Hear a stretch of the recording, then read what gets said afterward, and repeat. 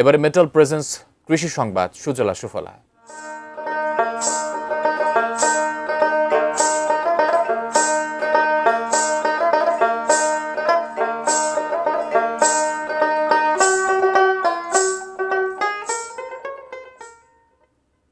একসময় যে জমিতে বিষবৃক্ষ তামাকের চাষ হতো, এখন সেখানে সূর্যমুখীর হাসি। এমন চিত্র কুষ্টিয়ার ফসলের মাঠে। তামাক ছেড়ে কুষ্টিয়ার কৃষকরা ঝুঁকছেন এই ফুল চাষে। যেমন মিরপুর উপজেলার খারারা গ্রামের কৃষক সনোয়ার হোসেন এই মাঠে চাষ করতেন তামাক, এবার করেছেন সূর্যমুখীর চাষ। কম খরচে ভালো লাভ হবে বলে আশা তার। শুধু সনোয়ারই নন, কৃষি বিভাগের সহযোগিতায় মিরপুর উপজেলায় ৭০ জন কৃষক তামাক ছেড়ে প্রথমবারের মতো চাষ করেছেন সূর্যমুখী।